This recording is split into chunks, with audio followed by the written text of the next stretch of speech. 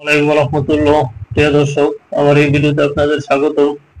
দর্শক, বাংলা ট্রিবিউনের রিপোর্ট অনুযায়ী মসজিদের প্রোগ্রামকে কেন্দ্র করে বিএনপি শিবিরের সংঘর্ষ, আহত 40।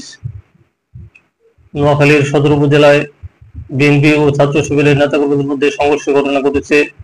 এতে উভয় পক্ষের কমপক্ষে 40 জন আহত হওয়ার খবর পাওয়া গেছে। রবিবার 19 অক্টোবর বিকাল 5টার দিকে উপজেলার নেওয়াজপুর ইউনিয়নের কাশিম বাজারে এই ঘটনা ঘটে। স্থানীয় সূত্রে জানা গেছে, গতকাল শনিবার কাশিমবাজার মসজিদের ছাত্র শিবির আয়োজিত কোরআন শিক্ষা ক্লাস চলাকালে ইউনিয়ন যুবদল সভাপতির নেতৃত্বে হামলার অভিযোগ ওঠে। এ ঘটনায় রবিবার দুপুরে সুতারাম মডেল থানার সাধারণ ডায়েরি জিডি করে ছাত্র শিবির। পরে প্রতিবাদ জানিয়ে বিকালে একই মসজিদে দাসুল কোরআন প্রতিযোগিতা আয়োজনের ঘোষণা দেয় সংগঠনটি।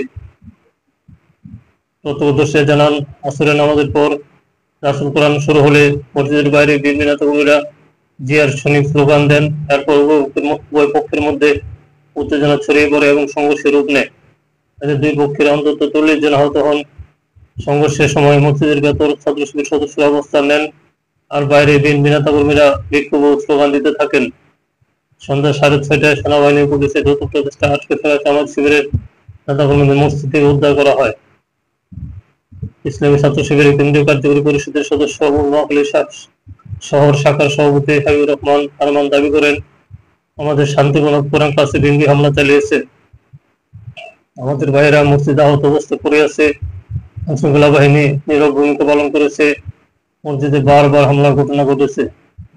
অন্যদিকে নেওয়াজপুর ইউনিয়ন বিএনপির সাবেক সভাপতি কামাল উদ্দিন বাবুল অভিযোগ করেন, নামাজ শেষে মসজিদ থেকে হামলা হয়েছে।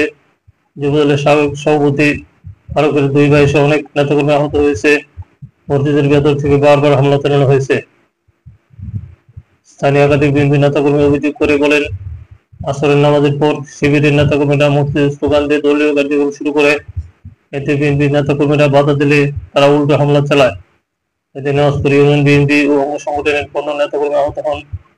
এর মধ্যে নেওয়াজপুর ইউনিয়ন বিএনপির প্রচার সম্পাদক আক্তার দপ্তর সম্পাদক জাহাঙ্গীর, ইউনিয়ন ছাত্র দলের সাবেক সভাপতি জিয়াউর রহমান সহ 8 নেতাকর্মী আড়াইশত বিশিষ্ট নোয়াখালী জেনারেল হাসপাতালে ভর্তি রয়েছেন। সুতারাম থানার ওসি কামরুল ইসলাম বলেন, বর্তমান পরিস্থিতি নিয়ন্ত্রণে রয়েছে। ভালো থাকবেন। আল্লাহ হাফেজ।